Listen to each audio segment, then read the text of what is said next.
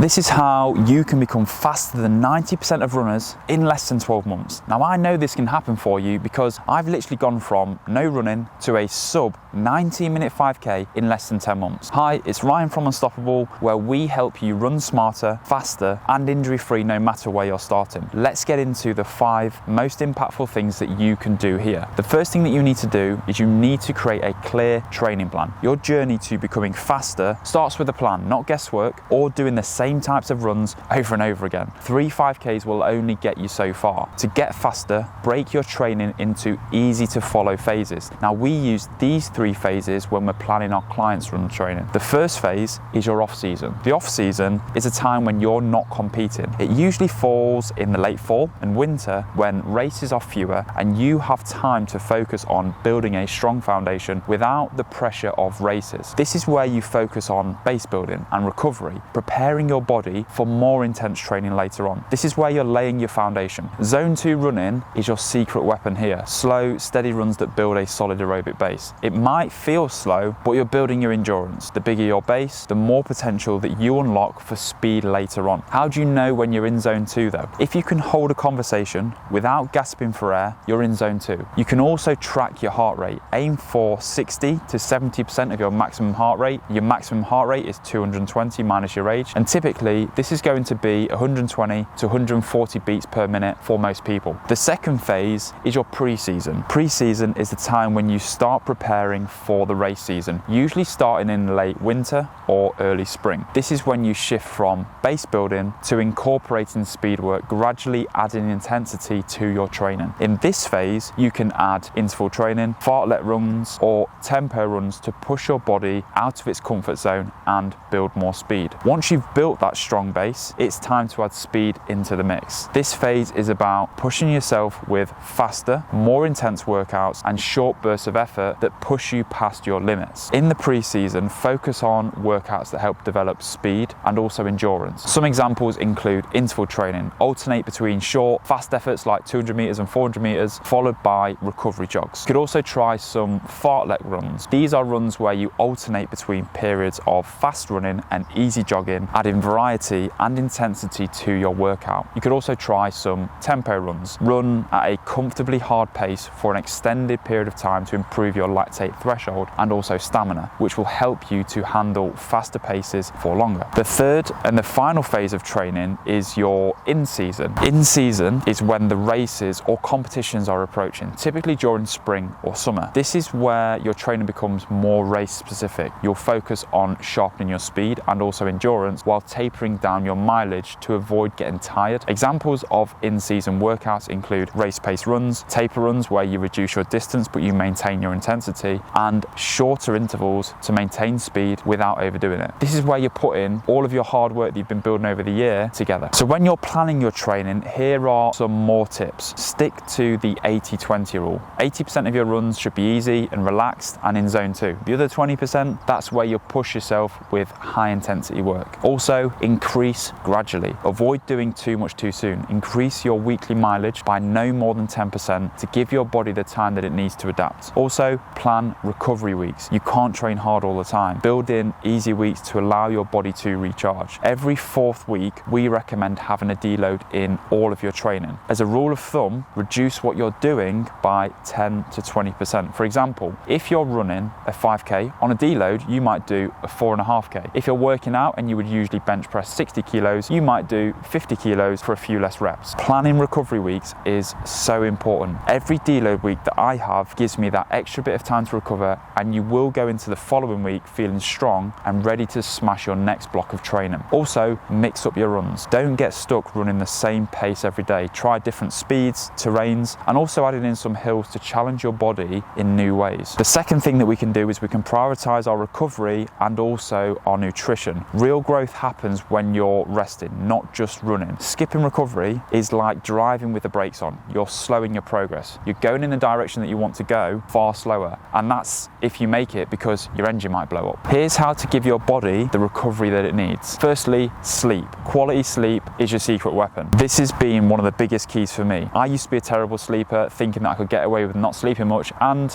You can't. Everything is better and easier when you're well rested. Your muscles heal, your mind feels more refreshed, and you wake up feeling ready to go. Every night, aim for 7 to 9 hours. Sleep is free and it's one of the most powerful recovery tools that you've got at your disposal. Now, I've actually done a full video on what you can do to get more sleep, so make sure you watch that video too. The link is appearing here now. Something else that you can do here is active recovery. Rest days don't mean sitting still. Keep your body moving with light activities like walking, easy jogging, cycling, or even doing some foam rolling at home. All of this keeps your muscles loose and your blood flowing, helping you to recover faster. Something else, hydration. Water, it's your body's fuel. You should be drinking at least 2 to 3 litres of water each day to keep your muscles hydrated, to boost your recovery, and also reduce your risk of injury. Staying hydrated throughout the day, it's crucial, especially if you've been at work and you haven't drank much water. Now, if you're getting headaches, it might be a sign that you're dehydrated. And if you've been at work all day and then the plan was to run when you get back home and you have a headache, this could make you less motivated to train. Or it could make your run a lot harder than it needs to be. So keeping a water bottle with you throughout the day can help you to stay hydrated. If it's in sight, you are more likely to drink, helping you to stay focused and also ready to run. It's an easy habit with a huge impact. Something else is your nutrition. Think of food as the fuel that powers your training. You need a good balance of carbs, lean proteins, and healthy fats to keep your body running at its best. When it comes to fueling before your run, this is going to depend on you. Now, I find for me, having a banana before I run does the job. Other people, they need a little bit more. Some will run on an empty stomach, but I would say having something is better than nothing because you need carbs to hit those higher running speeds. And when you've finished your run, this is the perfect time to kickstart that recovery. A good amount of protein with some complex carbs will help here. This could be a protein shake with some fruit or a meal like some chicken, sweet potato, and some vegetables. And the final piece of advice here is track your recovery. Wearables are getting seriously good. Now, I've got a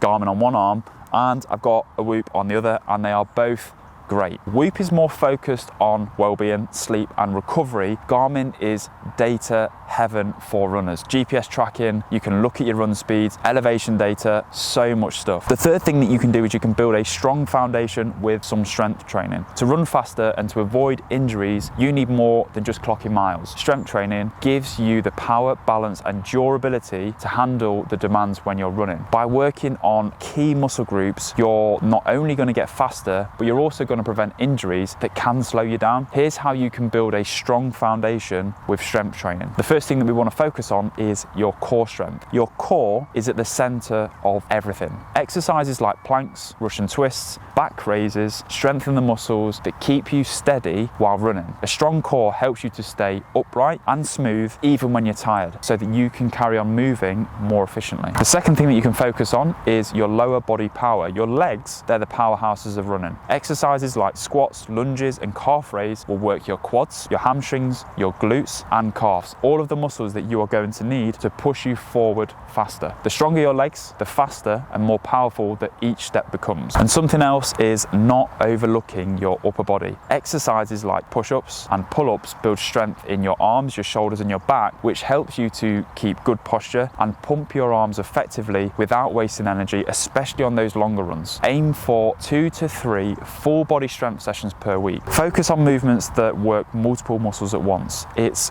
good for your coordination and you train more than one muscle at once, which makes you more efficient. These sessions, they don't need to be long either. 30 to 45 minutes is enough to see really big gains here. This is exactly what I've done for years and it works. The fourth thing that you can do is you can master your running form. Running faster doesn't mean just trying harder, it means running smarter. This is what the top 10% of runners understand. Small tweaks to your run form can lead to big improvements in speed and help protect you from injuries that could set you back. So here's what you can focus on. Firstly, posture. Imagine that somebody is gently pulling you up from the top of your head. Stay tall, but with a slight forward lean. This helps to keep you moving forward smoothly using less energy. The second thing that you can focus on is your foot strike. You should be landing on your midfoot, which is right under your body. Many runners will make the mistake of landing with their heels far in front, which acts like a brake. Keeping your foot strike closer to your body lets you run more efficiently, and it also lowers the impacts on your joints as well. The third thing is your arm position. Relax your arms. Tension wastes energy again, it will slow you down. So keep your elbows bent at around 90 degrees and let your arms swing naturally. Don't let them cross in front of you, as this throws off your balance and it can slow you down. Something else, cadence. One simple way to improve your form is to take more steps per minute. Aim for around 180 steps per minute. Now that might seem really quick at first, but it helps you to stay light on your feet and it reduces your chance of overstriding. And if you do have a Garmin, you'll be able to check this out in the app too. Finally, spend a few minutes each week focusing on form drills and technique work. Simple drills like high knees or strides can help to build good running habits. Consider recording yourself running to spot any areas that you can improve, or work with an Unstoppable coach for personalised advice. Small changes in your form can lead to big results over time. And the final thing is to do some speed work in your training. To get faster, you need to practice running fast. Adding speed work to your routine, it teaches your body how to handle faster paces and it improves your overall fitness. Running at these speeds, it's also very tough. So you're not just training physically here, but you're also mentally training yourself to be able to cope with the challenge of running faster. Here's how you can start doing this. Interval training. This is one of the best ways that you can build speed. It involves short bursts of fast running followed by rest or easy jogging. You can start with intervals like 200 meters, 400 meters, or even 800 meters, depending on where you're at with your fitness right now. Push yourself during the sprints, then recover before the next one. Over time, you'll be able to hold these speeds for longer. Try this session. This is one that I'm doing at the moment. 6 400-meter runs with 3 to 4 minutes of slow jogging in between each. You could also do some tempo runs. These runs are about holding a pace that's tough, but it's doable. Think of it as running just outside of your comfort zone. Tempo runs, they teach your body to maintain a faster pace over longer distances, and it also improves your endurance. But don't do what I did when I first started running and treat every single tempo run like an opportunity to break your PB. It'll work for so long, but your performances will get worse over time, and you will end up hating this type of run because it's hard all of the time. Something else you can do is hill sprint. Find a hill, sprint to the top, and then jog back down. Be careful jogging back down though, as this does put a lot of pressure on your knees, so make sure that it's a slow one or even a walk. Hill sprints, they build strength and power in your legs, making that flat running feel a lot easier. They're also great for improving your running form and also your efficiency. This video will get you running faster than 90% of people, but what happens on race day when there's no space to warm up? Don't worry, we've got you covered. Check out the next video that's appearing here now to learn exactly how to warm up even when space is tight.